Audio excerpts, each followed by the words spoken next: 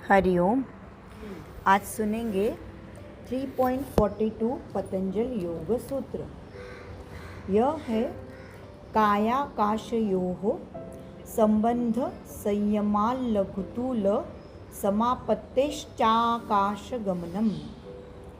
काय यानी शरीर, आकाशयोः संबंध संयमात मतलब संयम करने से, लघु यानी लाइट हल्का, तूल यानी वजन का, समापत्ते है यानी तादाम्य, और च यानी एंड, आकाश गमनम यानी संचार।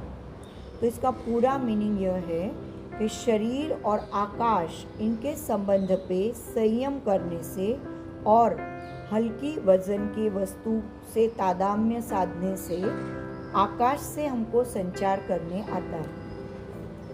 तो इसका एक्सप्लेनेशन देते हुए आगाश सर ने बताया है कि शरीर और आकाश इनके संबंधों में संयम करने से कापूस के जैसा यानी कॉटन के जैसा और यानी उसकी जैसी लाइट वस्तु से हमने अगर तादाम्य साधा तो आकाश भ्रमण करने आता है। तो पिछले सूत्र में हमने देखा था लास्ट टाइम के कर्णेंद्रिय और आकाश तत्व इनके संबंधों पे संयम करने से प्राप्त होने वाली सिद्धि लास्ट सूत्र में बताई थी। अभी आकाश गमन कैसे करना है वो बताए। तो पंच महाभूतों में आकाश यह सबसे सूक्ष्म तत्व है और सब जगह है। यहाँ सब जगह स्पेस एलिमेंट दिख रहा है हमें, स्पेस एलिमेंट यानी खाली जगह। तो स्थूल शरीर भी आकाश में ही स्थित है। शरीर के अंतर्बाह्य आकाश है, बाहर भी है अंदर भी है। और शरीर और आकाश इनके संबंध पे संयम करने से आकाश में होने वाले शरीर के भ्रमण की प्रतिक्रिया ज्ञात होती है। तो स्थूल शरीर जो है हमारा, ये स्थूल शरीर है जो दिख रहा है वो गुरुत्वाकर्षण शक्ति की वजह से पृथ्वी की ओर खींचता है। इसके लिए हम लोग पृथ्वी पे खड़े हैं, चल सकते हैं, तो वो एक गुरुत्वाकर्षण शक्ति है। परंतु जो यह सूत्र है इसमें बताया हुआ है कि कापूस के जैसे लाइट वेट पदार्थ से हमने तादाम्य अगर हम हो गए तो शरीर लाइट वेट होता है और गुरुत्वाकर्षण शक्ति का प्रभाव बिल्कुल न जैसे होता है और फिर आकाश गमन की सिद्धि प्राप्त होती है। जिस अणु रेणु से शरीर बना है उस अणु रेणु की घनता अगर कम हो गई तो शरीर लाइट वेट हो सकता है। इनफैक्ट एक जगह पे शरीर के अणु रेणु अगर विघटित होते हैं और इच्छित अपनी जो जगह है वहाँ पे संगठित होके वापस पूर्व का शरीर प्राप्त होता है। और इसीलिए योगी का शरीर कहीं एक जगह दिखता है और उधर नहीं होता है तो फिर दूसरी जगह दिखता है। तो ये उसका परिणाम है, ऐसा उन्होंने बताया है। फिर कोपरडेकर जी ने बताया है कि योगी स्थूल और सूक्ष्म रूप पे संयम कर सकता है और उन्होंने ऐसे बताया है कि आकाश यह शरीर का उपादान है, मतलब आकाश ने ही विशिष्ट आकार धारण किया, इसके लिए ये शरीर बना है। तो आकाश में से ही उत्पन्न हुआ, पंच महाभूतों से ही शरीर उत्पन्न हुआ, तो आकाश का ही पार्ट है अपना शरीर। तो योगी यह शरीर का उपादान रहने वाला आकाश पे ही संयम करेगा तो उसका शरीर आकाश के जैसे लाइट वेट हो जाएगा और वह हवा में से जहाँ चाहिए वहाँ पे घूम सकता है।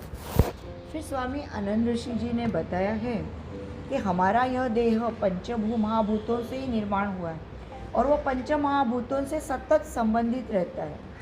तो यह जो योगी, जिस आकाश में योगी भ्रमण करता है उस आकाश तत्व पे और खुद के देह पे अगर योगी ने संयम किया तो और उसी समय कोई भी लाइट वेट वस्तु से समापत्ति किया है तो ऐसे करने से वो आकाश मार्ग से एक जगह से दूसरी जगह स्विम करके भी जा सकता है।